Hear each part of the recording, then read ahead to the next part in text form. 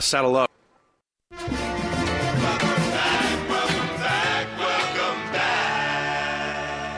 Welcome back. Oh, yeah, man, how you doing? You good? I know you like that. Good morning. Welcome into the Saturday Show, everybody. Hope you're doing well on this Saturday morning. My name's Jake Hatch. I've been doing the show kind of like solo for the last couple of weeks. Some stranger wandered into the studio this morning, and it surprised me. It's Michelle Bodkin. Michelle, what's up? Oh, not much. I feel like this song is particularly appropriate for I know. me. Welcome back. I just Absolutely. have not been around. It's okay. You've been out, obviously, doing your thing, covering the Utes, and it's been a pretty crazy season, all things considered. We're going to get into that here in just a minute. But you had a lot of day games, a lot of noon. I know. Ish type games. So you had to get up to the stadium or you were on the road traveling and whatnot. So it's good to have you back, though. I know. It's nice to be here. And I mean, we're all in the Christmas spirit around here. Like we have some fa la la la la, some decked halls. We have a Christmas tree. We've got garland. We've got wreaths in the studio. I've got to say, this was all done yesterday, sometime between about noon, 12:30 yesterday, and when I got here this morning. So there you go. There you go. Feeling festive. Yeah, let's put it this way. At the Zone, we don't typically have Christmas decorations in our studio, so this is kind of a new thing for us. This is kind of fun, though, at the same time. But all the same, thank you to all of you for tuning in to the Saturday Show. We got plenty coming up on today's show. We'll get into some of the college football stuff, talk to Utah Jazz, college basketball. Both the Utes and the Cougars, both on the women's and men's side of things, are both off to pretty good starts.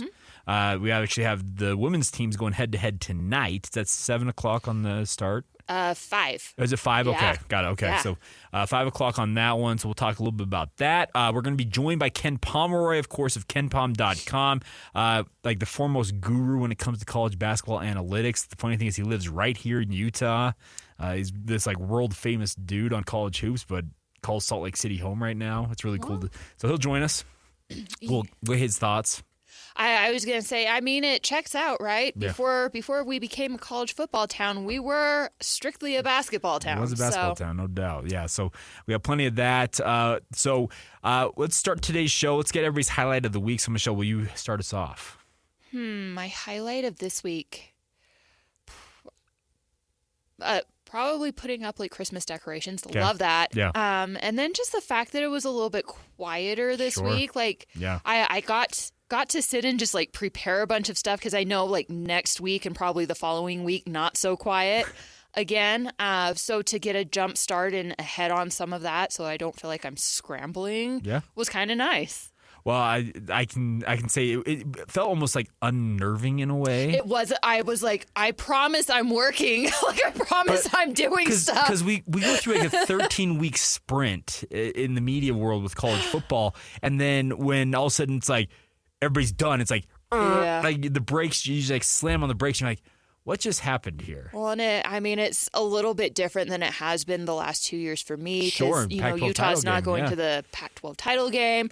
There's not Rose Bowl buzz. Mm-hmm. So it is a little bit of a different animal. It kind of is a nice break. And I think actually everybody up at Utah also, I mean, you want that recognition, right? But I think everybody up at Utah also is kind of relieved in a way to have a year where they can kind of just kick back and have a nice holiday. Take a breath. Yeah. I can understand that.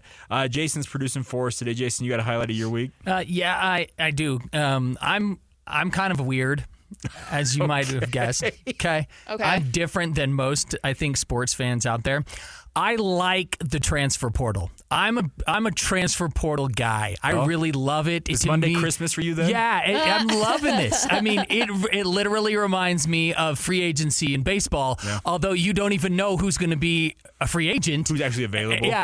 Unlike baseball, when their contract runs out, you know that they're going to be the free agent. But, you don't know in college football. I love the added dimension. I love the freedom that the college players have to go to other schools if that's what they so choose. I think some of them shouldn't choose it, but whatever. That's their own deal. If they want to choose it, that's fine. And I think it adds an extra thing to the coaching staffs now. It used to be that whoever could recruit the best was at the top, but now you have to recruit and you have to work the transfer portal as well. Yep. You got to earn that $8 million, $10 million that you make every year, Nick Saban. You got to earn it, Dabo. You got to earn it, man. Hey, add Jonathan Smith to that. There list. you go. Yeah, exactly. Michigan State's paying him a pretty penny all of a sudden. Exactly. And I know that Dabo doesn't like to use the transfer portal, but you're going to have to. That's just the Suck it up, Buttercup. That's right. That's the day and age we're playing in. He's got to get on board with it. That. See, the thing about it, Jason, I actually do like the transfer portal. I don't mind it. It's a fun. It's just there's the wheeling and dealing of it all because you're right. There is the unknown of who's hopping in here, and it's been a week full of. I intend to enter the transfer portal. I'm a grad transfer because grad transfers can do it at any point. Right. They can do it. So we've already seen. I know of 3 from BYU. I've seen I think at least 4 from Utah, Michelle. Off the top of my head. Most of them have kind of been towards the back of the roster. But there's been a good handful. I expect probably a few more to jump in. And Monday's when the portal for undergrads opens. And that's when the floodgates really are going to go berserk. Yeah. So, I'm with you on that. Highlight of my week, technology is getting better and better. Let me be very clear about this. So I got a new phone. Okay. Last time I had to transfer data between my phones, this goes back I think 3 or 4 years. Yep. It took 3 hours. Yep. It took forever. Yep. Yesterday, got this, set it down to next to what was in my current phone, 20 minutes. What? Done. Wow. And the best part about it is I had to sign into 2 things. Everything else was signed into. I didn't have to re-sign into every app known to man, it felt like I had to do last time. All my contacts transferred over cleanly because I was checking all those because in media we have a bunch of phone numbers you cannot lose. Yeah. But I don't know who has made this process quicker, but round of applause for you. I mean, I had to do that last year and it took forever, but it's because I am a picture hoarder.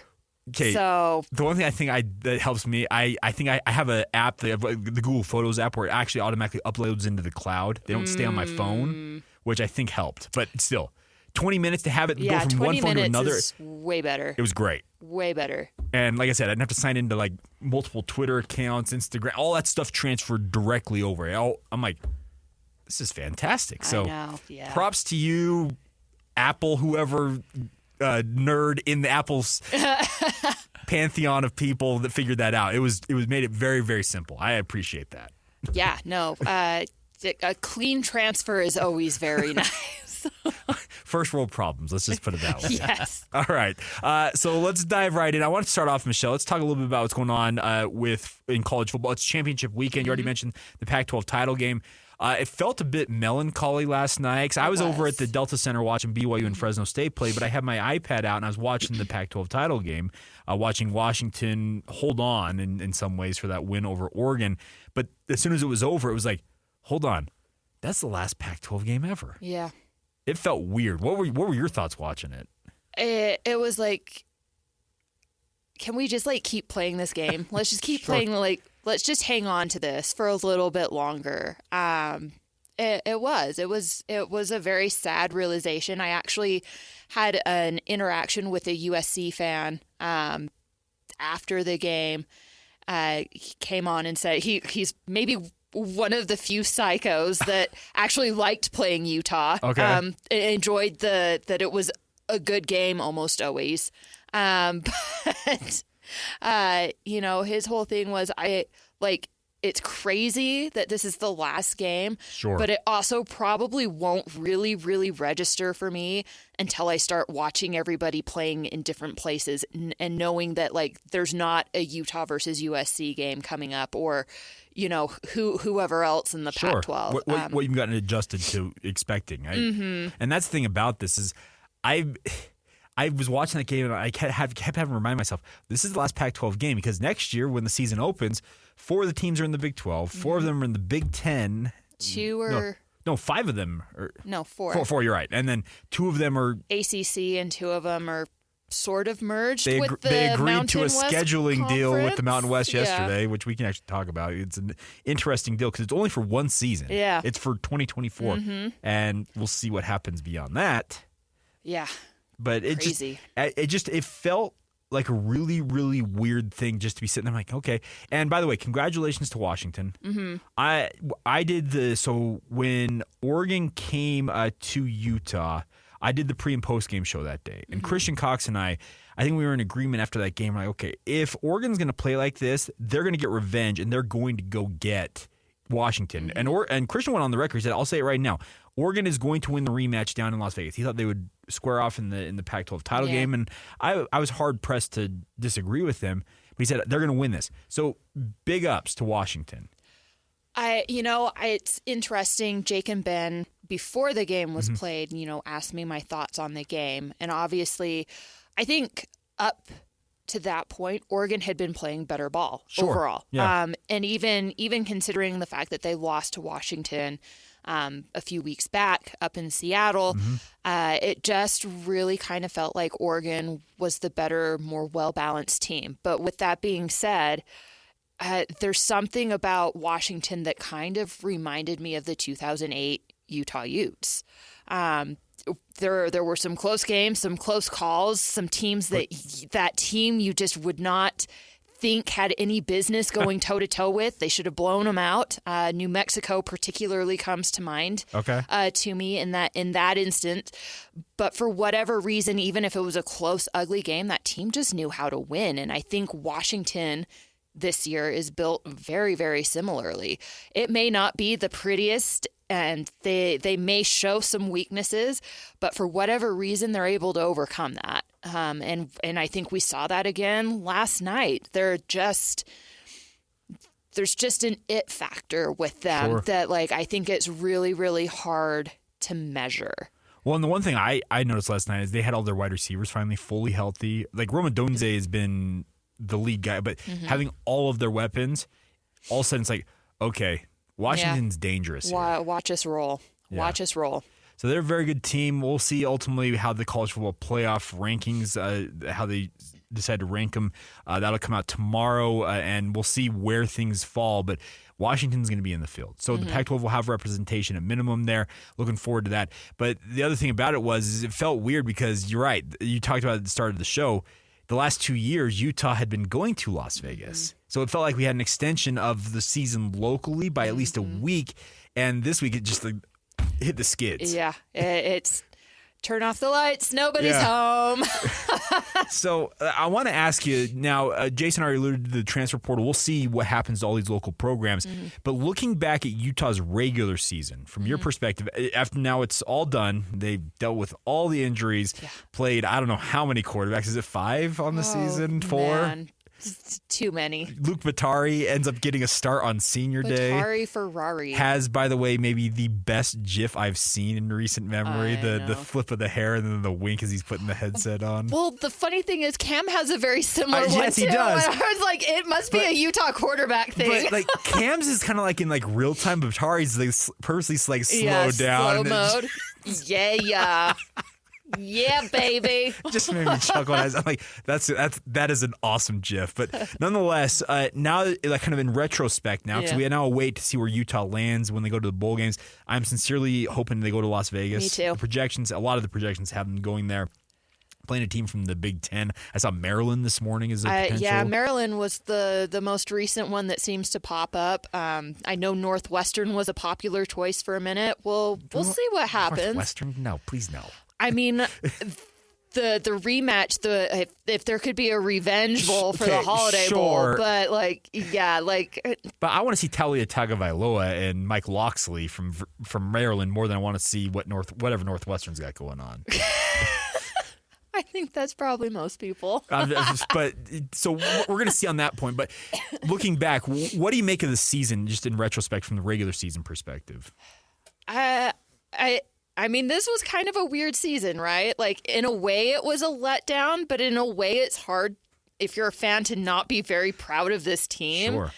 Because what they went through to get a winning record, and not just barely skating into a winning record, I mean, they solidly have a winning record, was kind of ridiculous. It just... the amount of injuries, the amount of guys that weren't able to come back, and then the little injuries week to week where guys would miss time, and then you add in the illness that's ailed them for like 2 weeks.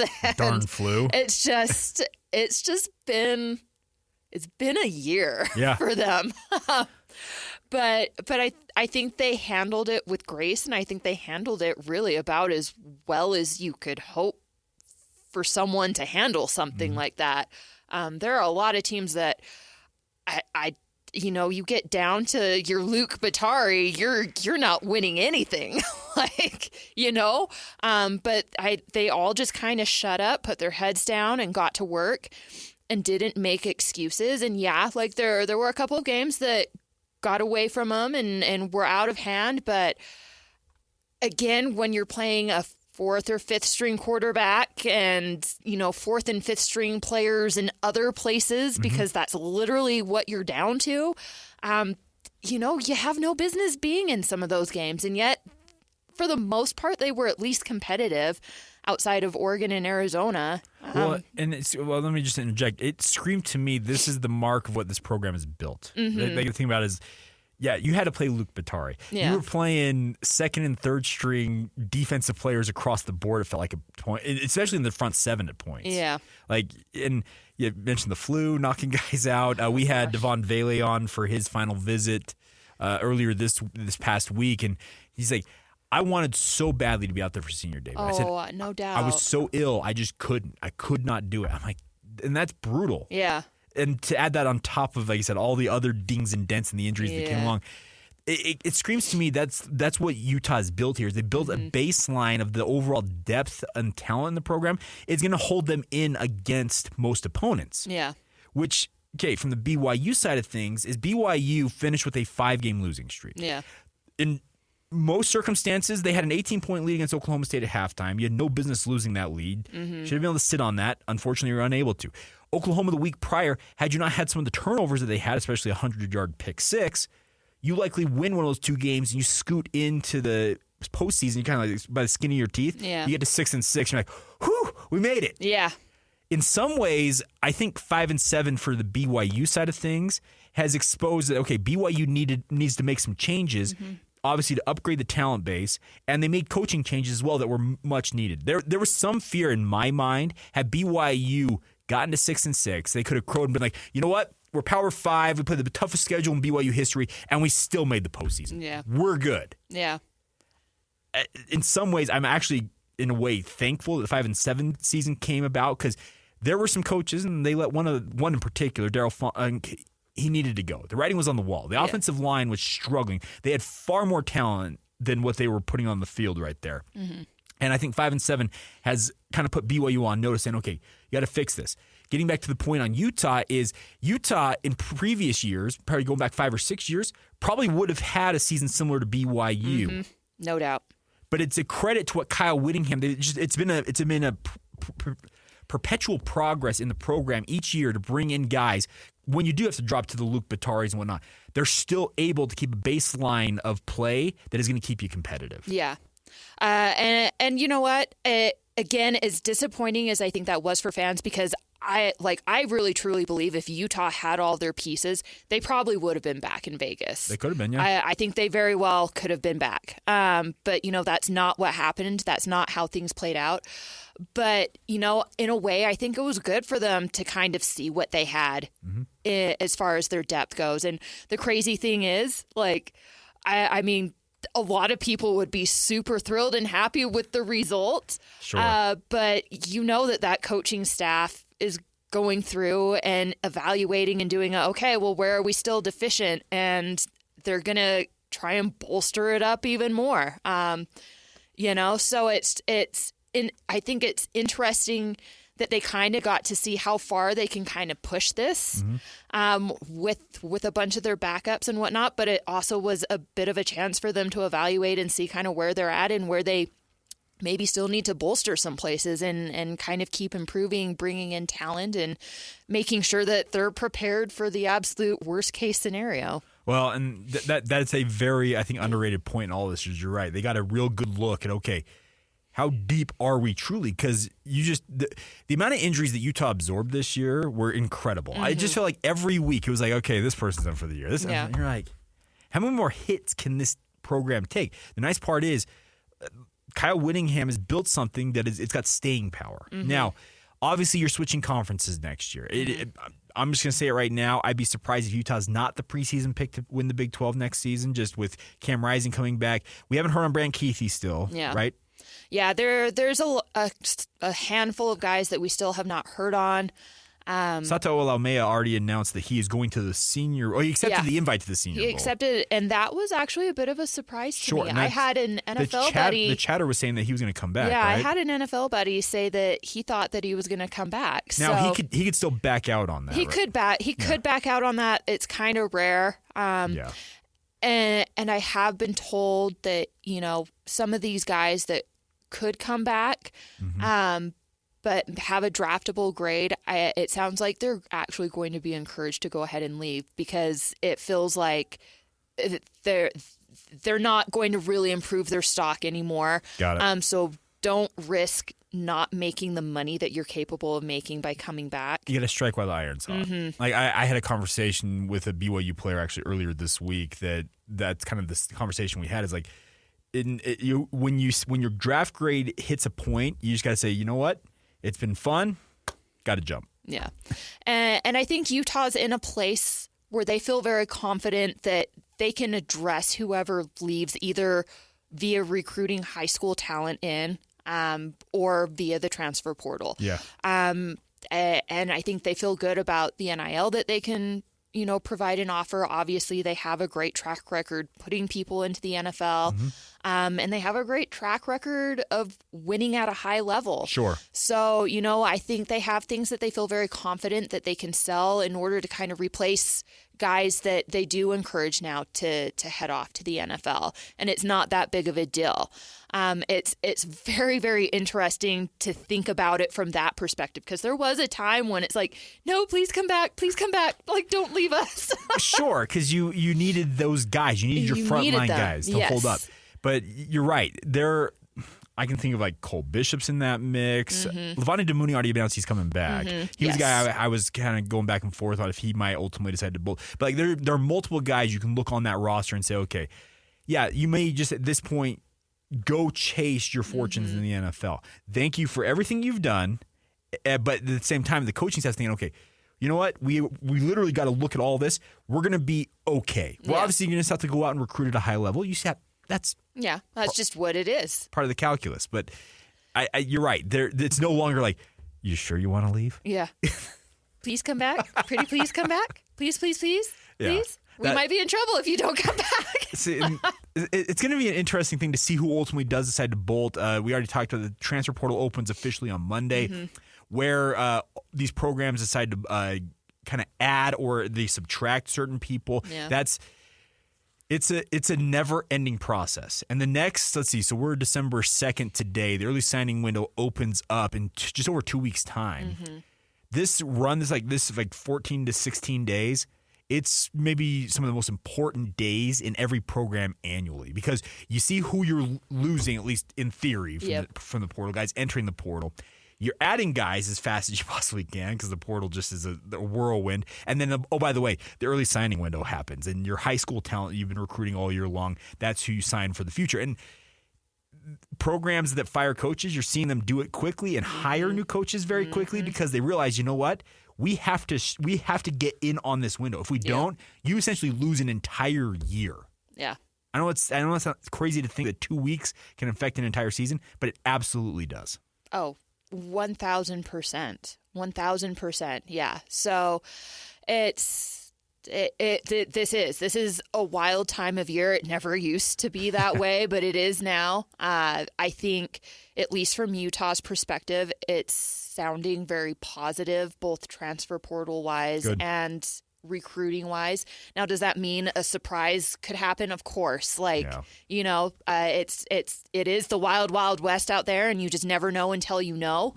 But it seems like the right people are bought in. They're interested in either coming back or joining in. Okay.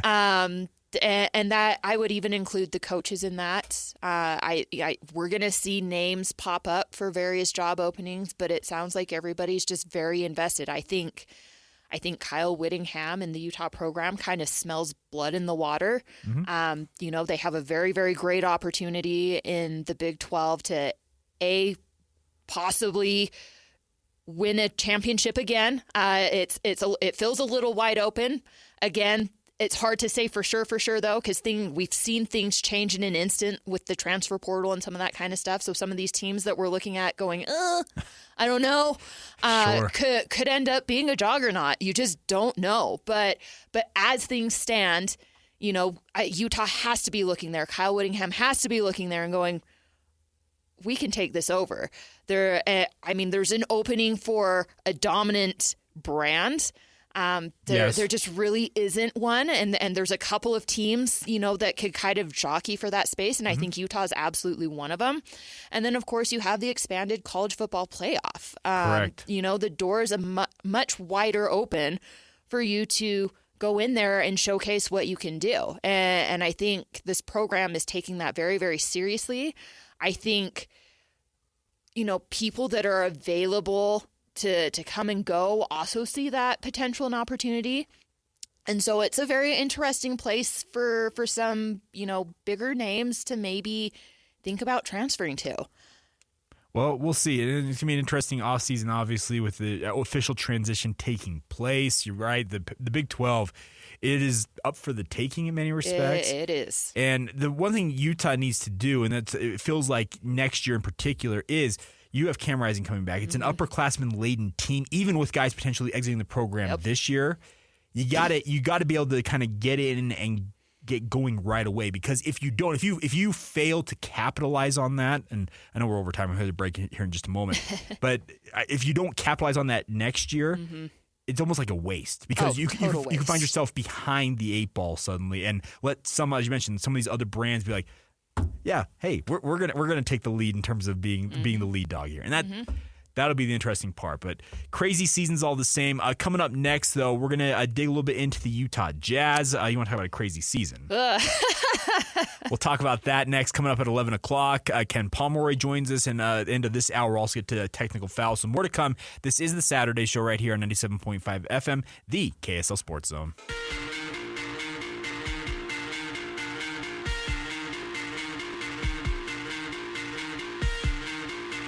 Welcome back to the Saturday Show here on 97.5 FM, the KSL Sports Zone. We got the Big 12 title game on the TV here in the studio, and Texas is wasting no time out there, Michelle. Jason, you said it was how long? 2 minutes? 2 minutes and 8 seconds? 2 minutes, 8 seconds for them to score their first touchdown. They're back on offense here. They're on the flea flipper. Right now. Well, and then wide open. Yeah, touchdown. All right. So there you go. Easy. So easy. Well, there you go. So Texas off and rolling. Oklahoma State, obviously, playing in the Big 12 title game. They had a tale of a game last week against BYU, kind of sleepwalking through the first half, allowed BYU to build a 24-8 lead, and then come storming back to beat BYU in overtime. Crazy way for BYU season to end, by the way. Yeah. But nonetheless, crazy scenes, and it's championship weekend. The other thing about this, we need to talk about this later on, Michelle. Have you seen the whining that's already happening from the SEC? Greg Sankey, their commissioner, is already like politicking. You wouldn't dare leave us out of the playoff. It's essentially as if Alabama were to beat Georgia today in the SEC championship game. It's like, You know what? It's your turn. They've not, there are other conferences that have more than paid that price that you could have 2 people in. We're the SEC. Sure, Greg Sankey, sure. We'll talk about it. Well, I got to pull up the actual quote. It was absolutely hilarious to me. But nonetheless, I want to talk a little bit about the Utah Jazz here for a little bit. So Utah Jazz are in action tonight. Did you watch much of the NBA in-season tournament, or have you seen much of it, Michelle? I didn't catch any of it. I heard that it was very rough. The group play was an interesting experience. Obviously, the quarterfinals, semis, and final will be playing out over this next week or so. The semifinals and final are in Vegas, is where they're going to be playing those. I will say, just from my perspective, it seems to have garnered some extra interest in the NBA during a time of the year when a lot of people are like, hold on, the NBA's playing? Like, we're doing that already? Because football dominates during this football's period. And it has generated that interest. But the tough part is for fans here in Utah is the Jazz have been kind of just scuffling along here. They're 6-13. They have had some moments where they've been like, okay, they're an all right team. They're going to host the Portland Trailblazers tonight at the Delta Center, or is it? Have you heard the debate? Is it the Delta Center or Delta Center? Apparently, Does it matter? Apparently, because in the branding, there's some thought that they purposely are going with just Delta Center. Okay, whatever. Yeah. It's probably still going to be the Delta Center for me, but whatever floats your boat. Don't say that around PK. He'll correct you very quickly. It's been a running joke all week long. Oh my gosh! But nonetheless, they're in action tonight. But they come off two very tough losses on the road, which they looked rough. The Grizzlies are not good, by the way. The Grizzlies suck, and they got absolutely boat raced in Memphis. The following night, they went against the Minnesota Timberwolves. Obviously, that had Mike Conley and Rudy Gobert in the lineup, and they pounded the Jazz. And that came off of the back after they had beaten the New Orleans Pelicans 2 times in a row here in Salt Lake City. So I'm kind of confused as to, will the real Jazz... Please stand up. Yeah. Thank you for finishing my statement, because there feels like so much unknown about this team. Mm-hmm. Will Hardy, I think it was the last time they played the Trailblazers, if I'm not mistaken. They got blown out by the Trailblazers in Portland. And Will Hardy made the comment, if you're going to wear a Jazz jersey, you got to give a bleep about the Jazz. Like, you've got to, and he shuffled the lineup. He has started a bunch of guys that were expected to be bench role players, and they've responded with better play, but it just feels like I'm not sure what the identity of this Jazz team is and what it is going to be all season long. And maybe that's the thing about this Jazz team. Maybe it's unidentifiable all season long. I think it's so interesting that kind of last year it was the same thing, but it was a lot more positive, right? It was like, oh, okay, you guys are kind of good. And this year they're struggling. Mm-hmm. It feels a bit like a sophomore slump to me. Which we all kind of wondered if that wouldn't maybe be the case. Mm-hmm. I think it is interesting though. You know, do they start this season a little rougher and finish it stronger and kind of do the reverse of what happened last year? Some changes on that roster if that's going to happen. It's going to be interesting to follow this. Especially now that I've gone rid of football, sort of, kind of. For a little bit, yeah. For a little bit. I can't make sixes of this team because I just haven't really been able to watch. All I know is what I've seen. Sure. And I know that my poor Jazz fan friends talking about, should I watch this game or should I watch a movie? Well, and there's been the movie was a good choice. There have been some of those nights, yes. It's been like, okay, yeah, I'm going to turn this off. That's the tough part about it, is it has been non-competitive at times. And that's, as a fan, you want your team at kind of the baseline is to be in the game and look like they're half interested, it feels like. Like they belong on the court. Sure. Yeah. And that's been, at times, it's been lacking for this Jazz team. So I'm not sure what to expect tonight as they take on Portland. They're back home. They're in Delta Center, and it should give them a better opportunity to play in front of their home fans. But they've not had necessarily a home court advantage this season. They're 6-13. Yeah. Portland's 6-12. They're right near the bottom of the standings together. And the other thing about this, and I keep thinking about this, I want your thought on this, Michelle, is that you talk about last year where it was a similar conversation, but you said it was kind of more focused on the positive side of it. The Jazz jettisoned a bunch of the dudes that were carrying them through that early part of the season. Mike Conley most particularly. He really, really... Mike Conley should be appreciated simply for the fact that he's a steady hand at the controls of an NBA team. He's very, very good about keeping guys engaged, obviously controlling things. It feels like, in some ways, we have experienced the reverse of what I expected from this Utah Jazz team when they blew it up and traded Rudy Gobert and Donovan Mitchell away. Right. Bojan Bogdanovic as well. They kind of blew up the whole core and moved all those guys out. I expected what's happening right now last year versus what we saw last year and then rolling into this year. Yeah. Yeah. No, I think that was exactly my point, and you actually said it better than I did. Yeah. No, it's very interesting. It's interesting to see. And then, I'm looking at some of the things that Ben's written over the last week. I mean, you have Lauri Markkanen that's going to miss games. And He's dealing with a hamstring injury. Yeah, it's, you have probably your best player not available to you, and your team's struggling already, even with him in the game. Well, and the crazy thing about it is they beat New Orleans without him. They beat New Orleans in back-to-back games. And by the way, New Orleans, the one game they didn't have Zion and they didn't have C.J. McCollum in those games, but they still had a lot of firepower. Brandon Ingram's out there. This is a New Orleans team that has every aspiration of being a top half of the NBA in the Western Conference, like in the playoff standings. And you beat them back-to-back, but then you go up against the Memphis Grizzlies, who are just out of sorts beyond belief. Marcus Smart is out. John Morant's still suspended. Steven Adams is done for the year. They are all out of sorts, and you allow them just to run you over. Maybe some overconfidence in, well, it could be worse. We could be them, and them ended up kicking their butts. Yeah. Well, see, I think the point we're both making here is that, yes, you expected what happened last year, kind of maybe this year, the progression where it kind of went in reverse. Yeah. The interesting part will be, will Danny Ainge wheel and deal this year? Or is he willing to, absorb a major hit this year, really kind of fly up the board towards the top of it, even though you do have Detroit, who did not win in the month of November, Michelle. They lost 16 games. The Detroit Pistons did. You have the San Antonio Spurs with the number one pick, Victor Wembanyama, who have lost, I think it's 12 or 13 straight of their own. Like, there's a bunch of teams that are already racing towards the bottom. Yeah.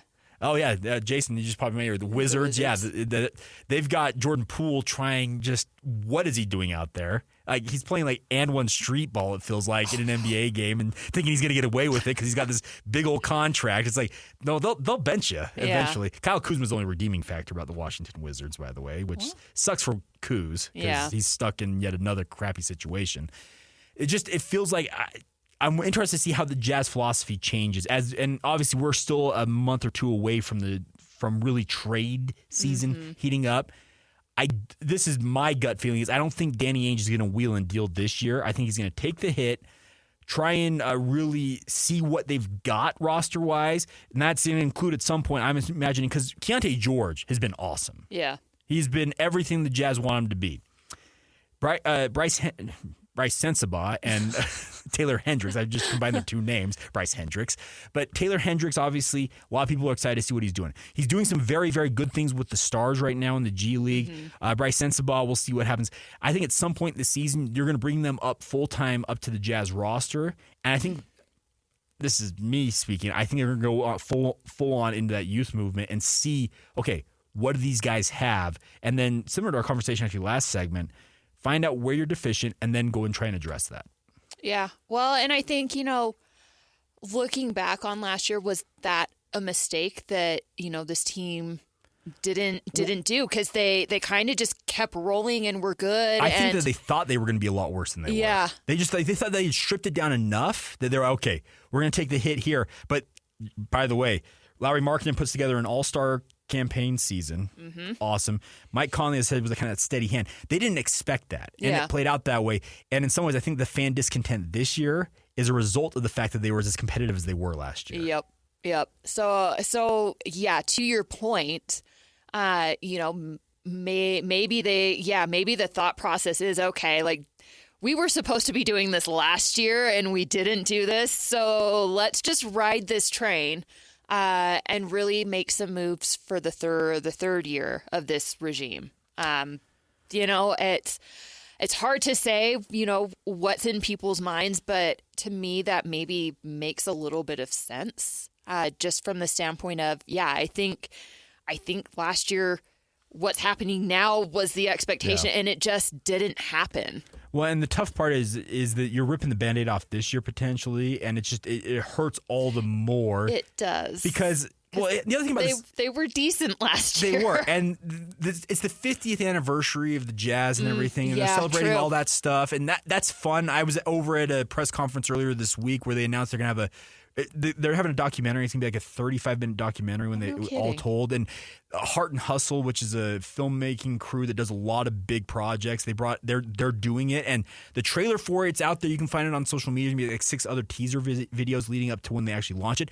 It's a big celebration of all of that. The sad part is it might be one of the worst teams in the 50 years that happens to be actually on the court as that celebration is going on. And that I know it's hard for Jazz fans to go with that because this has been a franchise that, at minimum, they were a playoff caliber squad annually for 35 years. Ever. So it's going to be an interesting deal to see where this kind of all shakes out because it's a long season. There's no doubt about it. It's one of the longest pro seasons in all of professional sports. And the tough part is when it's like an up, down, and here, there, and everywhere. You're like, I don't even know what to expect. Yeah. Well, and and especially the diehards that are fully invested, Yes. and it's a strange part of their identity. Yeah, like it's you might be in for a rough ride this year. Sorry. Yeah, we shall see. All right, coming up on the other side, we will get to technical fouls. We're going to talk about some of the less savory and just downright stupid things in sports. We'll get to that next. This is the Saturday Show on 97.5, the KSL Sports Zone. If you're coming from the street with dirty shoes on your feet, that's a technical foul. If you switch the radio to some modern music show, that's a technical foul. If you touch the thermostat, You'll get hit with a bat. 'cause that's a technical foul. You will feel my wrath. That's a technical foul. Personal foul, 69, offense. He was giving them the business. A technical foul. Welcome back to the Saturday Show here on 97.5, the KSL Sports Zone. Hope you're doing well on the Saturday morning. As you heard, it is time now for technical fouls. This is a segment where we kind of just get it out there and talk about all of the things that are just going wrong in the world of sports. So, Michelle, what do you got for us this week? You know, I'm going to go with technical foul on the Pac-12 championship game. Fair enough. Just should not have ever been the last one. Yeah, I agree with you on that. No, there's just no reason this conference should not still exist, and yet here we are. So sad, unfortunate. We beat with a stick the reasons why this came to be, and there are a lot of people that deserve a lot of blame. By the way, George Kliavkoff, Yeah. could that dude have hidden any harder? Slinked in. I loved Here's someone's the trophy. I'm running away. Yeah, I love somebody's comment. I saw a tweet or a post, I guess, that I hope George Kliavkoff's giving his paycheck to Holly Rowe for doing his job for him. Ooh, fire, burn. Well done. Well done. That's awesome. Really, really crazy scene. Right. It should never have gotten to this point, it feels like, but it is nuts. By the way, George Kliavkoff, just announced you're resigning already. Get out. Just get out. You're really gonna go down with that ship? You're gonna let? I would have when all this seems like, I'm like, you know what? Who wants to be the interim commissioner? Because I'm out. Well, I mean, the thing about it is, I don't think Washington State and Oregon State are even consulting with him. No, so they're it's not.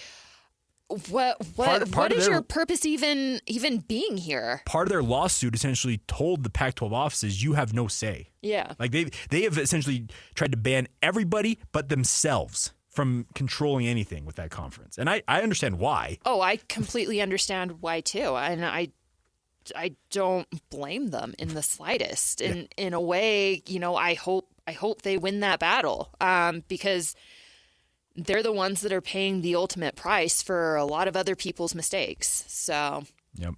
Jason, you got anything this week? I do. I was going to talk about the SEC, but I won't do that because I know that's you. You're going to hit that here in just a minute. So I'm actually going to call out Hollywood this week.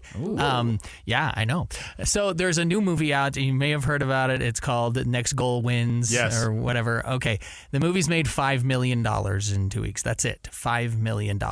Hollywood, please stop making formulaic feel-good sports movies. We've had enough. I mean, I love me some Mighty Ducks from back in the day, Cool Runnings, whatever. But I mean, the whole down on his luck coach takes this ragtag bunch and tries to get success out of them, and they either win or they lose, but there's a feel-good story at the end, yada, yada, yada. Stop already, okay?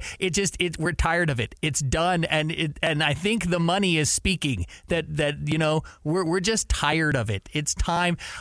My favorite sports movie of all time, Bull Durham. Not formulaic. Yeah. Not formulaic at all. Love that movie. Great movie. Stop with the formula sports feel-good movies. It just doesn't work anymore. And that movie, it's gotten not as much attention I think as they expected it to. You're right. And you're right. Maybe it is just it's a kind of a victim of the formula there. Yep. Yep. So, all right, I got one here real quick. Technical foul on the NFL here. I don't know if you guys saw this. Photographer Kevin Fitzgibbons, he's been contracted by the NFL to shoot Dolphins home games. He was suspended for the remainder of the season and, quote, possibly for good by the league for his role in Tyreek Hill's touchdown celebration against the Carolina Panthers during a win during Week 6. After scoring, Hill took Fitzgibbons' cell phone and filmed himself doing a backflip, after which the photographer was seen excitedly jumping up and down before he left the field to send the clip to the NFL. They say the incident was unplanned, but Fitzgibbons said the NFL did not appreciate the way he reacted after the celebration. The NFL then let me know that I would be suspended for the remainder of the season and possibly for good. They said regardless of if I knew the celebration was coming or not, I still had to be disciplined and I shouldn't have been jumping on the sidelines after the play. Tyreek Hill and Fitzgibbons have been working together for quite a while. Like Fitzgibbons is like a self-made video guy who's gone viral. He's got 4.5 million views on TikTok, 100,000 likes on Instagram on that video alone. Like it's gone crazy. But Tyreek Hill stepped up and said, "You know what? I'm gonna cover all of his lost wages." So Tyreek is stepping up and making sure this guy's taken care of. Good on him. He said this, "Me and Kay Fitz, we've got a long history together. The news is something that I already knew. I told him, don't let this get you down. Just hold your head up. You're still young. Continue to do what you love. Me and him are going to continue to work together." I told him I'm going to cover his salary, whether the NFL was going to pay him or whatever. I told him I was going to make sure that I do what's right and take care of you, make sure you're not out of a job. That's my guy. Unquote. So, NFL, maybe you should listen to Tyreek Hill. and this kid, by the way, is still a student at the University of Miami. Like, he's 20 years old. Like, don't they have other more important things they could be policing? Like, domestic violence and running rampant in the NFL. No, what are you talking about? Nothing like that. Why would you ever come on touch now. that? Yeah. No. That is something that really bugs me about this industry is that you expect people to not have emotions. React. Yeah. It drives me, or to even really kind of openly talk about like their favorite team. Mm-hmm. Well, we're all here because like we fell in love with someone, like a particular team, and some people it's multiple teams. Some people that have like their team. Mm-hmm. I like judge them based off of can they talk unbiased about other teams despite having an open love for what kind of brought them in the first place. You know, like if it really is all about just talking trash on everyone else and I only like, then yeah, sure. Like you don't belong here, but like, it just drives me nuts. Like let us be human. Yeah. It's just, it's a really tough look. 'Cause I'm just like, this kid is trying to help build your brand. He's working for you. And yes, you have Von Miller over here punching his longtime girlfriend who's pregnant. Crazy, too. Just, I never expected that out of him. Here's the thing, but none of us really expected, but you're right. This is what you're going to get all up in bent arms out about. of shape over. Yeah, I don't know. It's crazy. Just, so Fitzgibbons, I hope he gets another opportunity. I honestly, in some ways, this happening to him might be the best thing that ever happened to him because it's raised his profile in terms of his video creation, all that type of stuff. He's going to have a lot more people saying, hey, you want to come work with me on stuff like this? So I wish him nothing but the best. And NFL, come on. Well, you know what they say. All publicity is good unless they misspell your name. So That's a good point. All right, so we'll come back on the other side. We're going to talk some college hoops. Ken Pomeroy from KenPom.com.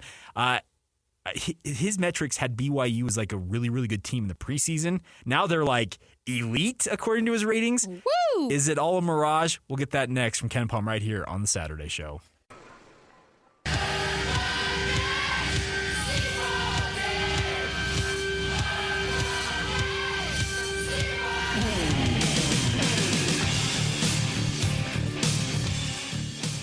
Welcome back to the Saturday Show. Right here on 97.5, the KSL Sports Zone. Hope you're doing well on this Saturday morning. Michelle Bodkin, Jake Hatch along for the ride. Let's talk some college hoops. Of course, he is the proprietor of KenPom.com. He's a hoop head, just a college basketball analytics guru. He is Ken Pomeroy joining us here on the Saturday Show. Ken, what's up? Hey, Jake. Not much. Another fun weekend of college hoops, although I guess today college football kind of takes precedence. But we're gearing up for college hoop season. Well, okay, let me just insert this, Ken. As you know, locally, obviously college football during the fall typically takes a lot of the headlines away from the college basketball scene. But when you have right now, look, we've got a ranked Utah women's basketball team and then a ranked BYU men's basketball team. I've got to say, just at least the attention early on in the season here locally, it's up from what it typically is in my mind. Are you seeing that yourself from your perspective? Yeah, no doubt about it. And I mean, I wouldn't sleep on the Utah men's team either. Like they've got off to a really solid start and kind of vectoring towards, next weekend's Utah BYU game, which should be one of the more anticipated Utah BYU games in quite some time. So, and also obviously BYU not going to a bowl game themselves creates a little more space in the news cycle. So that helps a lot too. Speaking of the Utah men, what are you seeing from them early on that maybe they haven't been doing in years past that gives you hope that they might be on an upward trajectory? Well, the offense just looks a lot more crisp. Certainly getting Brandon Carlson back was huge for them, just a big that can also space the floor. And when their offense is clicking, they have, a lot of size on the floor, and that size can shoot, whether it's Brandon Carlson or Cole Badgema, and then obviously probably Worcester with some size at the point guard position. It's a really fun offense to watch when it's clicking. And I think, Craig Smith finally has the pieces in place to really do what he wants to do offensively. And, the defense was always solid, or at least it was solid last year and still pretty good this year. But the missing piece was really the shooting and the volume of shooting. And, both of those things are working out so far for the Utes, and they're going to obviously need that to continue to have a successful season. Yeah, I wanted to ask just about Utah. From watching them, it feels like they got some good continuity going. You mentioned Brandon Carlson coming back, and that cannot be overstated how big that was to get him back for Craig Smith. But do your metrics, when you run these numbers season to season, does the roster in particular, like holdover rosters, does that affect the numbers to a large degree, or is there any way to quantify that? Yeah, I mean, it depends on the situation. When I do the preseason ratings, who's coming back does make a difference, but transfers make a difference too. I mean, it's just kind of overall talent. It does seem like, all things being equal, you'd rather have roster stability than bringing in talent from the outside. Again, assuming that talent is equal to what you might be losing. There's just a loss of you got to teach new guys the system, and I think in the sport of basketball, that's pretty critical, and it takes time. And so the continuity is good. You don't want to necessarily rely on a team of, entirely transfers. If you can keep 3 or 4 key guys and bring in 1 or 2 key guys off the transfer portal, that's a recipe for success. And, certainly age, I think, is a recipe for success as well, at least right now. And in the case of both Utah and BYU, I mean, they're both pretty old teams and experienced teams. And so, that helps as well. Kind of speaking of BYU, it felt like a lot of people didn't give them any stock, but if I'm understanding correctly, your numbers were showing that they had the potential to actually be pretty good this year, and especially in a conference like the Big 12 where they're a little more notorious for basketball play. What are your numbers kind of picking up on that kind of clued you in that BYU was going to be legit? And is this something that you feel like they can kind of keep pace on as they transition to conference play? Well, Michelle, the main thing was that, first of all, they brought a lot of people back. I mean, they brought back almost their entire roster, which, was maybe a little bit unusual considering the season they had last year. It wasn't a great season, obviously. So to bring everybody back was unusual, but it's worked out so far. The other thing that was interesting was last year was, as I mentioned, a disappointing year, but they finished sub 500 in league, which wasn't good. However, when you looked at their point differential in league, it was actually the best in at least the last quarter century of any team in college basketball that had a losing conference record. So it's a little bit of a backhanded compliment, but bottom line was when you look at their individual games last year, I mean, they were in those games with Gonzaga and St. Mary's. Those games were coming down the wire, and when they beat teams, they were usually beating them pretty easily. So it wasn't a great season by any means, but it was a lot better than I think people realize. And then on top of that, to bring guys back, to get Kevin Nell back, who didn't play last year, that all kind of added to the fact that, BYU could probably hold its own. Coming into the season, I was not really concerned about how they play, like, say, at home in Big 12 play. That's going to be a really tough win for road teams, but really, could they get wins on the road? And I think that's still the question. I mean, BYU has been absolutely awesome so far, but you watch, like, last night, UConn playing at Kansas, and UConn kind of hanging in that game the whole way. And UConn's an incredible team, and you try to think, can BYU do that? Could they hang in that in that hostile environment for 40 minutes? And I'm not so sure it's going to be quite that easy for them. Not as easy as it's looked so far. But I do think they're a tournament team, and that that should be the goal now. Obviously, you got to definitely readjust here, and not making the tournament would probably be a disappointment the way things have started so far. Ken Pomeroy joining us here on the Saturday show. Of course, you can go to kenpom.com and get all of his numbers. I know that there are thousands of people that check it out on a daily basis. But, Ken, you talked about BYU. You think they should be a tournament-caliber team. There's number 6 in your ratings right now. And you mentioned the fact that you're wondering, okay, can they hang with the likes of a Kansas for 40 minutes? And what is the Big 12 as a whole doing right now? Because they've got, I think, if I'm not mistaken, 6 teams currently ranked. I know that bracketology is kind of ridiculous at this point in the season, but there's current bracketology projections that have 10 Big 12 teams in the NCAA tournament field. How good is this conference looking like it's going to be? Well, it is the best conference in the country. It's ranked as the best conference in the country in my ratings for 8 of the last 10 years.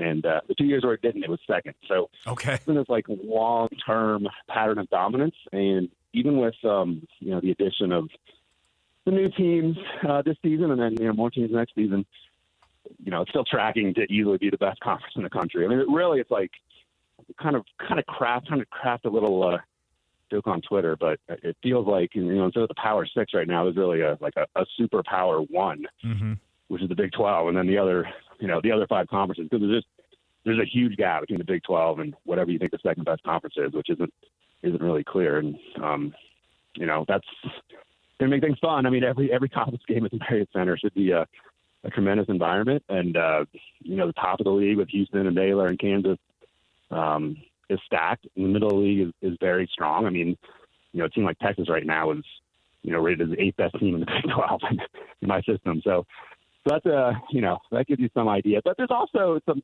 teams at the bottom that I think are clearly teams that BYU should feel like they should handle at home and even have a chance of beating on the road, like West Virginia and Oklahoma State. Those are 2 teams that have really gotten off to bad starts. West Virginia had a tumultuous offseason where obviously they replaced their coach and they had a lot of roster turnover. So it's not all heavy hitters in the conference, but you can say that about every league. I mean, the bottom line is from the middle on up, the Big 12 is easily the best conference in the country. Jumping over to the Pac-12, where are you seeing them kind of fit into the college basketball scene, and what is Utah going to have to do in order to be a potential team going dancing this year? Yeah, and the Pac-12 is, in that group of those other 5 leagues where, you could make a case for any of those, I guess, 5 conferences as being like the second or third best league in the country. It's still non-conference play left to go to sort of sort that out. But the conference is, led by Arizona. I mean, they clearly distinguish themselves as the best team in the league, and certainly they have a case of being the best team in the country. I mean, that's a team that at this point has national championship goals. So there's Arizona, who's clearly number 1. And then after that, it's pretty wide open. I mean, UCLA has been pretty disappointing this year. Just coming off a 1-point win against UC Riverside, which I hate to break it to you, but it's not a college basketball powerhouse right now. So, you don't have that traditional power lurking. USC, they'll get Bronny James back here pretty soon. That should help. Isaiah Collier, the great freshman point guard, like that, he's been playing well so far. But again, that's kind of an imperfect team that has had ups and downs. Colorado is supposed to be kind of a borderline top 25 team this year.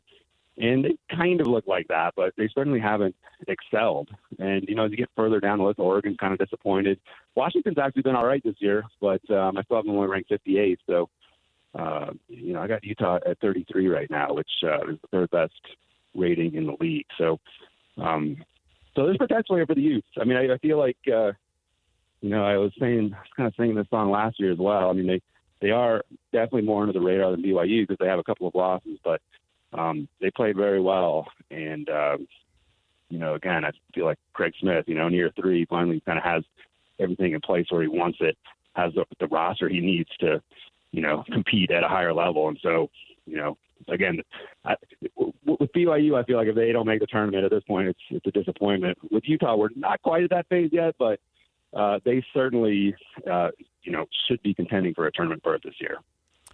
I wanted to ask you about the Mountain West because obviously BYU and Utah were former members of that conference. Utah State's in there right now. The Aggies are off to a 6-1 start. They got a new staff with Danny Sprinkle running things, and they got a whole new cast of characters in terms of their roster. What is the Mountain West looking like conference-wise this year? Because it's always been a fairly strong conference in terms of basketball. And then where do the Utah State Aggies fit in your mind? Yeah, the Aggies have been a great story as well. I mean, really, college basketball in the state of Utah is in a pretty good spot right now.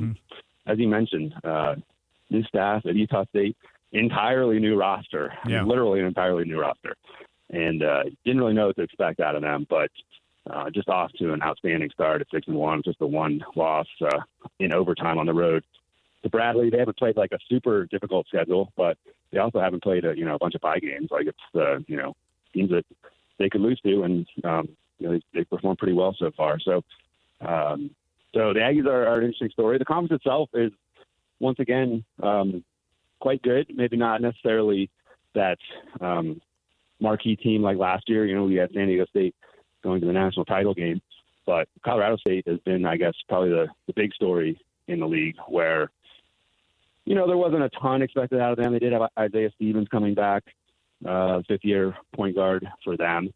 But CSU's off to a 7-0 start. Just got off beating Colorado in Fort Collins this week. Really rose to fame by beating Creighton by about 20 2 weeks ago. So that vaulted them into the AP top 25. So CSU, if we reevaluate, might be the favorite right now in the Mountain West. San Diego State is still really solid, although they narrowly avoided a pretty embarrassing upset last night. They got a pretty thrilly buzzer beater, right? Yeah, Jaden Ledee, who has really emerged for them as a big-time scorer in the post, got an offensive rebound and layup with no time left to win a game where they trailed by 15 with about 7 minutes to play. So San Diego State's still pretty good. That wasn't their best outing. Obviously, we saw them at the Marriott Center, and they gave BYU a pretty good game. So, CSU, San Diego State, those are your top 2 teams. And you still have, Nevada and New Mexico and Boise State, who all look like teams that, again, are going to be kind of on the bubble down the stretch, but teams that have aspirations to make the tournament. And the Aggies could be right in there. I mean, they're kind of a mystery team right now because I don't think we expected them to get off to such a good start. But, certainly from what we've seen of them so far, like they're going to be a factor in the Mountain West race as well. So, Ken, hopefully I'm not putting you too much on the spot with this one, but talking about the state of college basketball here in Utah, it feels a little remiss to not also bring up the women, both Utah and BYU, especially Utah. They've kind of had a bit of a rise. How much have you kind of watched that side of things, and what do you make of the women's game currently? Well, it is tough for me to follow the women's game just because the men's game is a full-time job.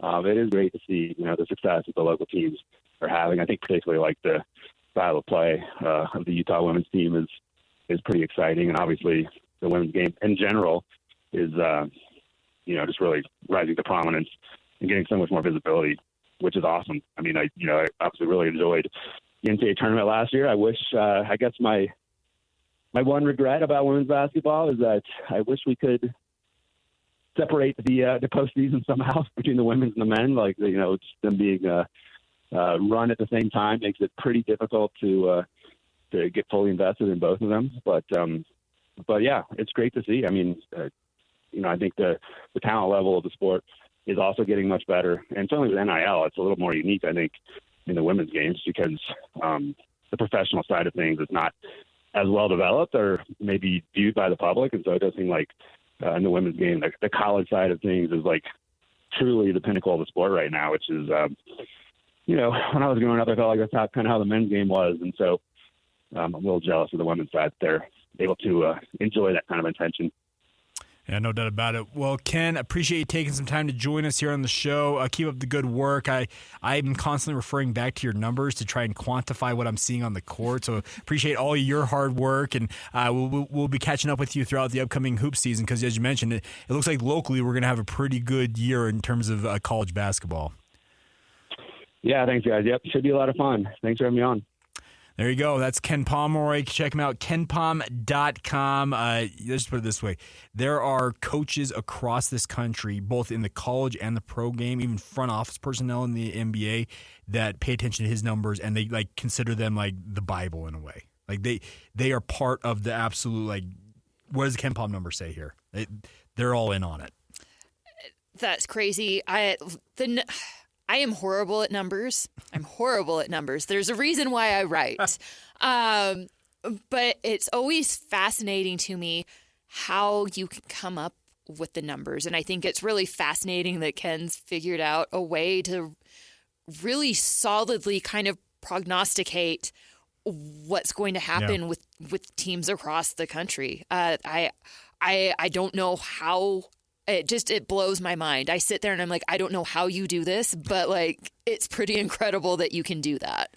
Yeah, well, and he's built in, like I said, it's like a leviathan in the college hoops world. Those numbers, they are awesome, and the best part is it does help you quantify. Okay, BYU's number 6 in his rankings right now. Well, the way BYU's playing right now, I have no reason to think that they're not that, but I think he also made a very good point. He's like, you watch UConn and a Kansas go throwing haymakers at each other.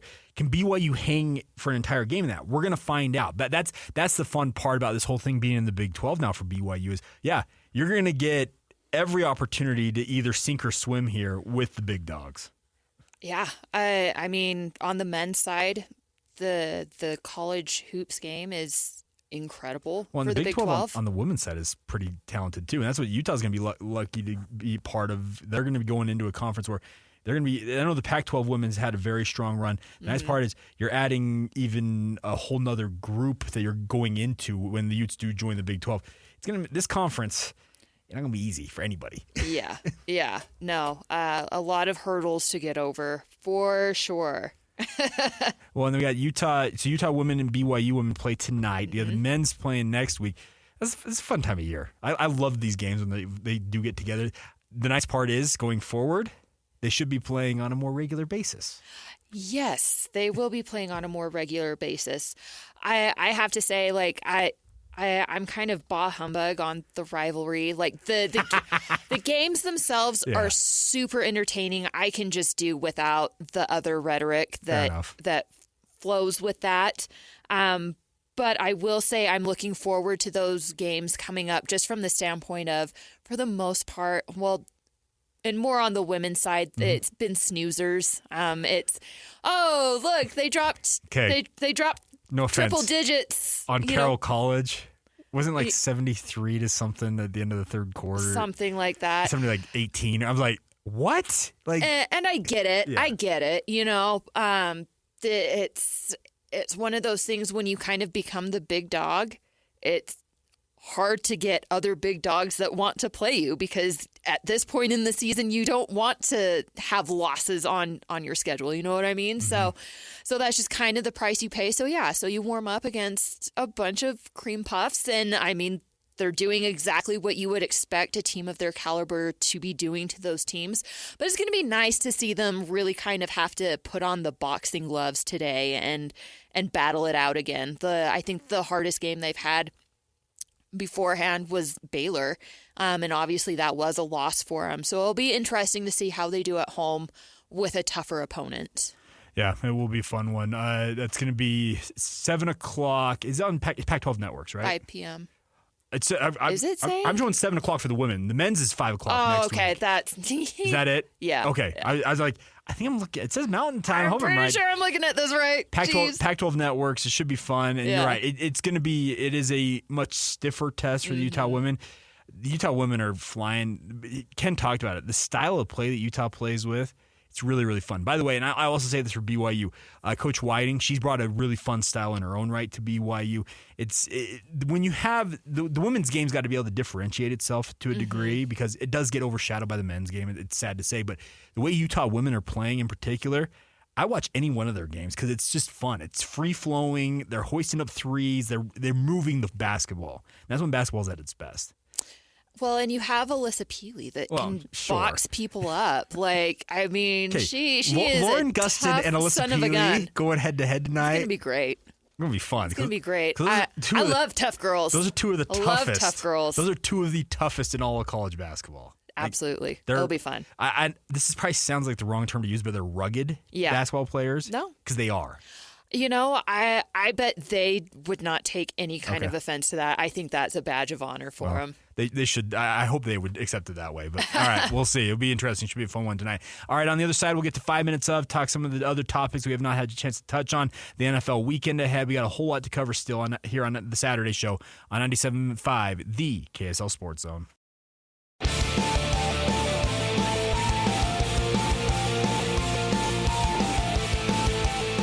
Welcome back to the Saturday show here on 97.5, the KSL Sports Zone. Michelle Bodkin, Jake Hatch along for the ride on the Saturday morning. Hope you're either curled up under a blanket at home or just keeping warm in your car, doing whatever you're supposed to be doing. Honey-do list and the like, because we got quite a snowstorm that came through. Yeah, it wasn't bad. I mean, we've had better. Yes. I'm sure that's yet to come, but you know what? It's only December 2nd. I was going to say it was kind of magical that December 1st. Yeah. Nice little dusting of snow. It felt just very appropriate. I'm with you on that. I was actually, okay, if you're going to start off the month, you know what? Let's get day one. Let's do December 1. That's fine. Let's just drop it. We'll see. I'm interested to see how this winter measures up to last winter because last winter was crazy. Oh, geez. Plus spring. Yeah. Well, I was going to say, kind of lasted until it felt like almost summer, but. Yeah, basically, yes. Yes. That got a little old, but we needed it. Yeah. So we'll see. I am interested to see how this winter shakes out. I'd be hard pressed to believe it's going to be anywhere near what we had last winter, but hey, we needed that water. There's no doubt about that. Yeah. All right, Michelle. Let's talk a little bit what's going on in the NFL.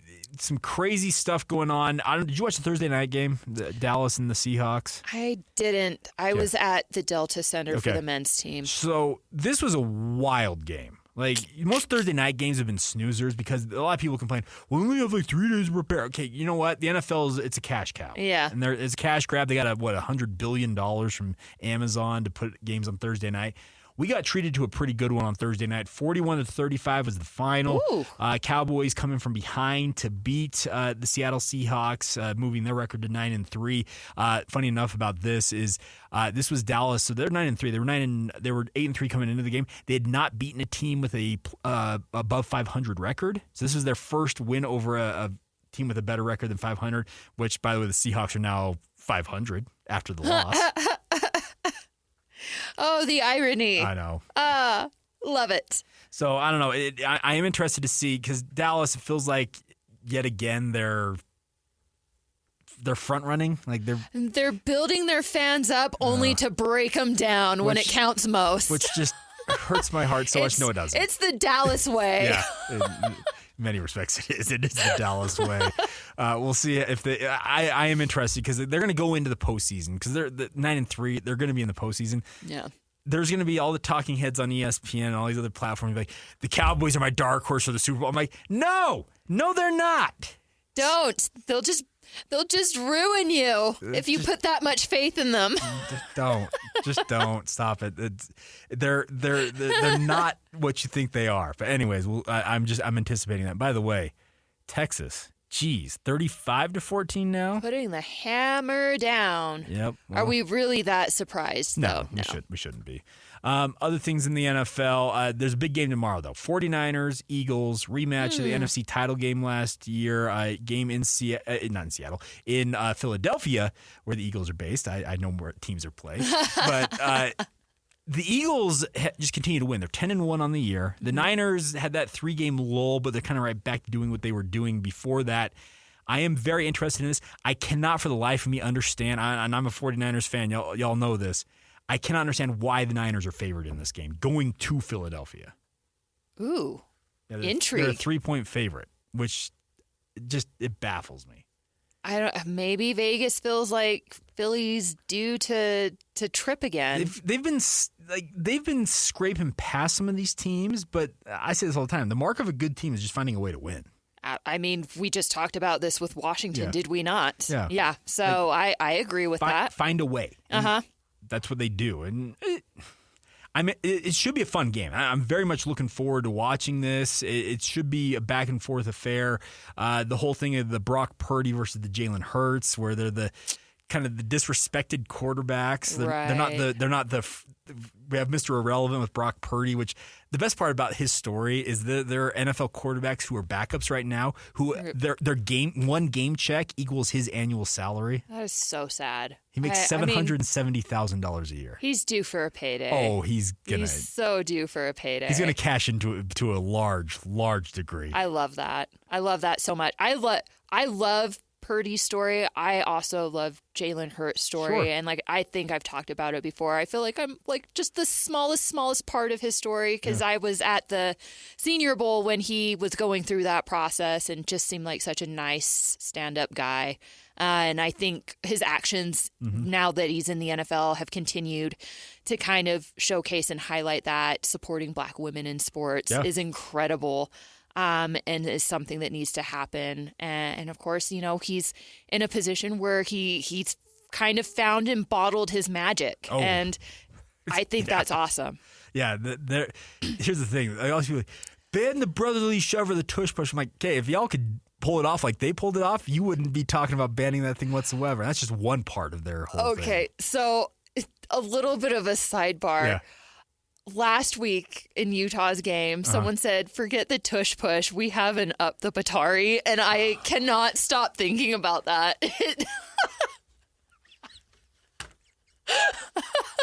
Hold on, was this on social media? Yes. Wow. How did I miss this? I retweeted it. Oh, I must have missed it. I am very sad I missed that. It was incredible. A week later, I'm still thinking about that tweet. It lives rent-free in my head. I'm currently Googling Michelle's Twitter feed and scrolling backwards to find it. That is, wow. Props. That is awesome. That is awesome.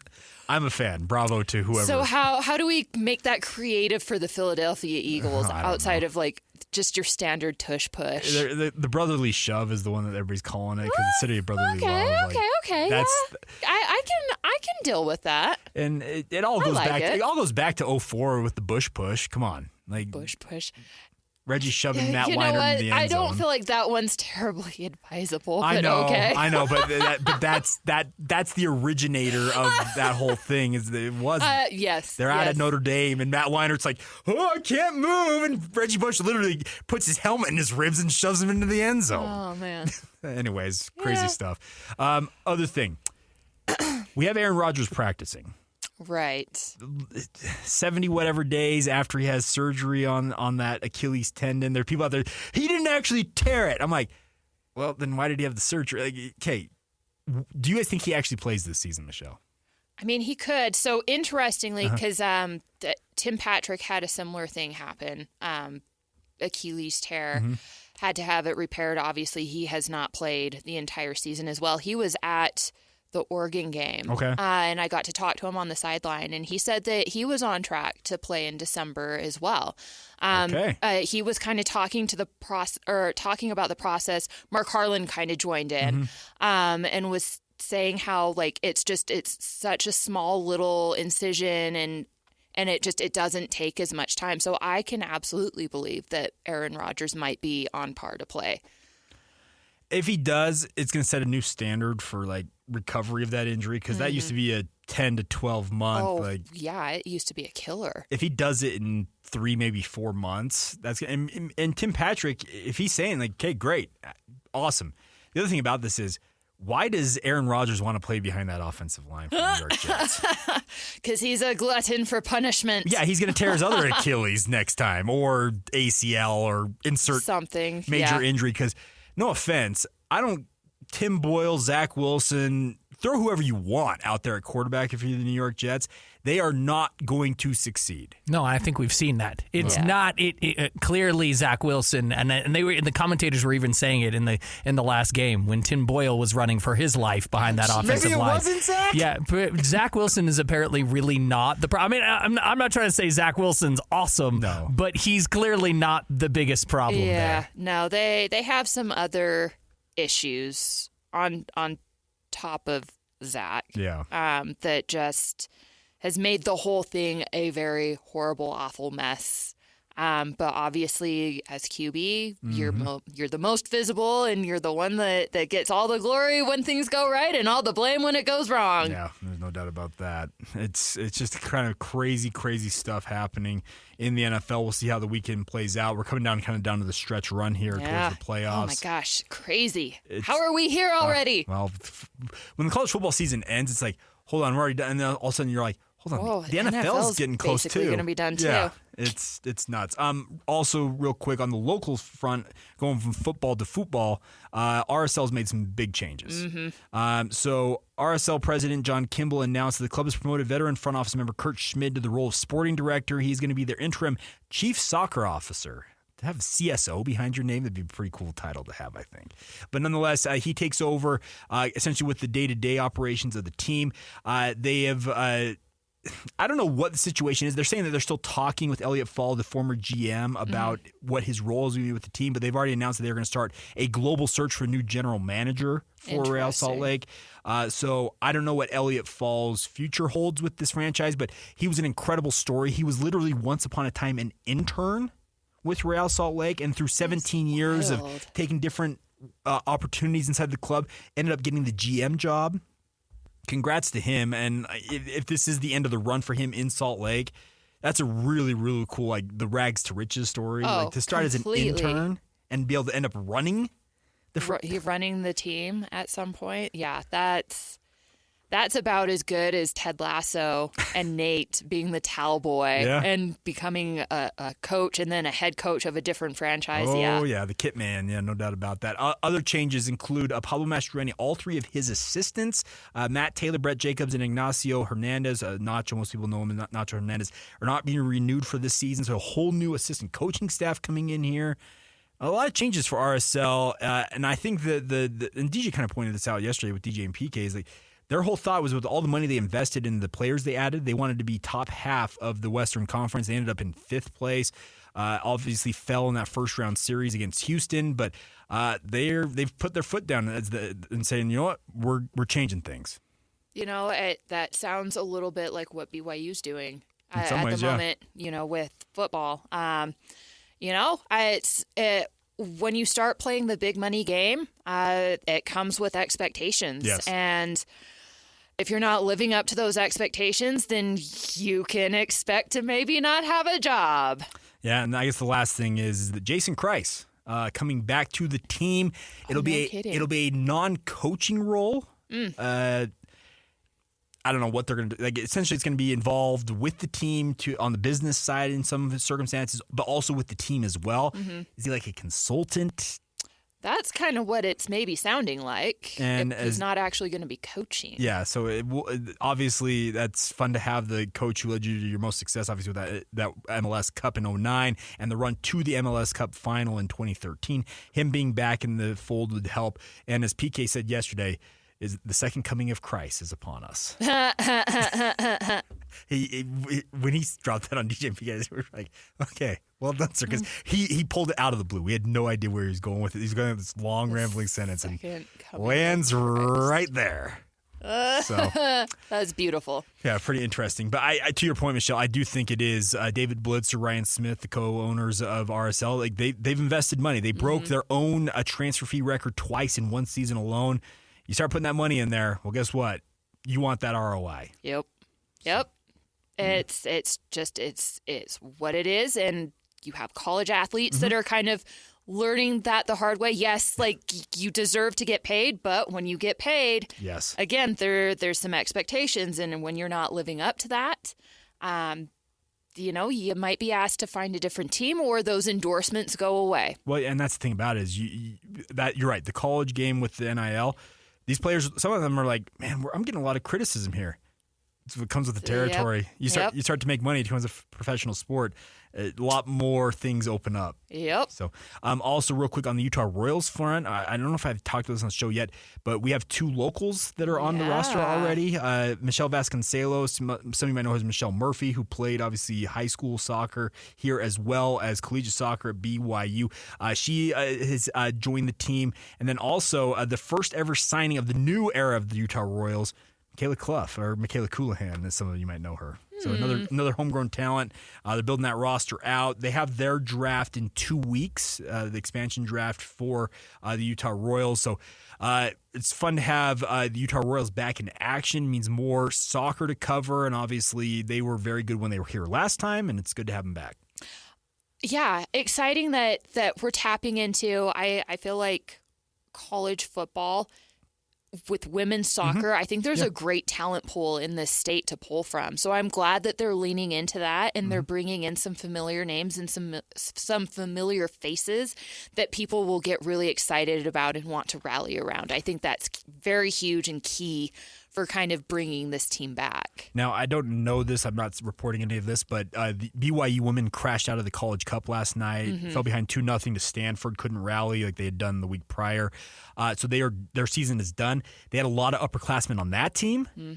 I would not stun me to see a handful of those end up playing for the Royals next year. That'd be awesome. We'll see. That'd be so fun. And I'm not saying that BYU is the only one, because you mentioned Utah State actually beat BYU head-to-head during the regular season. Utah has had their moments, so there's talent here. I mean, I was part of the soccer circuit growing up. I know. Yeah. Like, I played against and with a bunch of girls that were really, really good. I think we're a little old now and tapped out of playing pro at this point. Sure. But like, I know that there's girls, young women behind us that are more than capable and can probably draw a crowd and get people excited. Well, and that's the thing about that. The best thing you can do is to have that local angle to draw people in, obviously. All right, so there you go. Some of the other topics we have not had a chance to touch on. We will wrap up the show coming up next. This is the Saturday Show on 97.5, the KSL Sports Zone.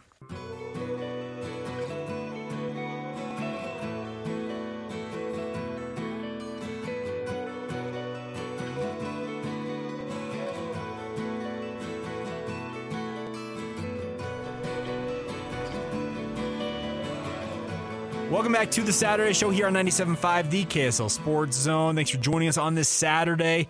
Finishing it off with the Imagine Dragons. They got and Jason, you mentioned this right. You were telling us in the first break. Yeah. All these have a Vegas connection. We heard the Killers earlier. That's correct. All these bands are from Vegas, right? Now, Imagine Dragons have Utah is where their official roots are. Correct. Yeah, and Imagine. I mean, and the Killers as well. Yeah, Brandon Flowers was from Utah as well. But. Well, so okay. The Dragons got started at BYU. Dan Reynolds was going to school at BYU, dropped out to start Imagine Dragons. One of my best friends from high school, they served their LDS missions together. Oh wow. So he calls me one night and says, hey, you want to go to a concert with me? And I'm like, sure, whatever. Like the Valor in Provo, if any of you have been there, a little tiny venue. Go down there, and it's this plucky little band called Imagine Dragons. He's like, yeah, Dan, he's the front man. He's my buddy from my mission. I'm like, okay. And now, they're selling out 100,000 seat arenas. So that's wild. They go from little Podunk Provo, little tiny venue, which I saw. I think it was like $5 to see them that night, and now so crazy. If you can get in for less than like 150, it feels like you got to steal in a way. Speaking of rags to riches, what you guys were just talking about, crazy stuff. All right, so final things before we go, Michelle. Texas is just continuing to kind of lay it on. I'll give Oklahoma State credit; they are trying to throw their haymakers as well. But what I have seen of this game, Steve Sarkisian is pulling out every single bag of tricks he's got. Yeah. Oklahoma State, not surprising, just outmatched. Yeah. For once, Texas might actually be back. They're going to live up to the hype? They might actually really, truly be back this year. Yeah, we'll see. I am interested, the whole debate, because they're killing Oklahoma State here. They're behind Alabama in the rankings. And so bizarre. Yeah, and here's the thing. Let's say Alabama does pull off, let's say like a narrow upset of Georgia later this afternoon. 24-21, like something like that happens. And then Texas over there like, hey, we beat those guys head to head in. We didn't no neutral site. We went to Tuscaloosa and won. Here's the thing. The glory of the 12-team playoff is going to put all that to bed next year. It's going to help a lot. It's going to help a lot. No, there's been a few things that have drawn some ire and question this go around specifically with the college football playoff rankings. I know Utah's been a hot topic of debate as well. And I think there's a few others that it's just like, really, why is so-and-so ranked above so-and-so when such and such and this thing happened? It's feeling like people are not doing their homework the way that they once did. I agree with you on that. By the way, Texas just went to halftime. 422 yards of offense in the first half. Quinn Ewers, 354 yards passing and 4 touchdowns. You know what? That's a good full 60 minutes that you just accomplished in 30. You're not kidding. Like, geez, crazy stuff. 35-14 halftime down there at AT&T Stadium. We just actually got the Jazz injury report for tonight, so we'll run that down real quick. Kelly Olynyk out, right shoulder strain. Larry Markkinen out, left hamstring strain. You have Bryce Sensabaugh, Micah Potter, Josh Christopher all out due to G League situation. Jordan Clarkson out due to a right thigh contusion, and then Chris Dunn also out due to personal reasons. Do you guys have a Luke Batari? Good news. Available. Taylor Hendricks. Hey! And everybody in the stands that they're going to have to turn to the fans to come on down. You in the 5th row? Yeah. You want to wear a jersey? You look tall. Can you dunk? Yeah, so there you go. That is the rundown. That'll be a 6:30 pregame here on the KSL Sports Zone. 7:30 tip. You can catch it on KJazz or Jazz Plus. So that's kind of brutal. Yeah, that's kind of brutal. Bunch of dudes out, but it gives an opportunity for other guys to play, and we'll see how they do as well. Michelle, anything else before we go? No, just tune into the women's game tonight. Yes, also 7 o'clock, Utah women, BYU women, the Holy War on the women's side of things. Hey. A little bit, maybe a look ahead to what we might be looking at next week with the men's team scoring off. So should be fun. It's rivalry weekends in basketball. I guess so. In a way. I guess so. You'll be up there covering it, obviously. So. Yes. I will be both this weekend, next weekend. Yep, up there covering it. Well, we'll be keeping our eye on KSLSports.com for all of your fine coverage. And big thanks to you. Big thanks to Jason for producing for us today. And obviously a big thank you to all of you for tuning in. Make sure you check out the KSL Sports Zone throughout the week, obviously. And we'll be back next week here on the Saturday show on 97.5, the KSL Sports Zone.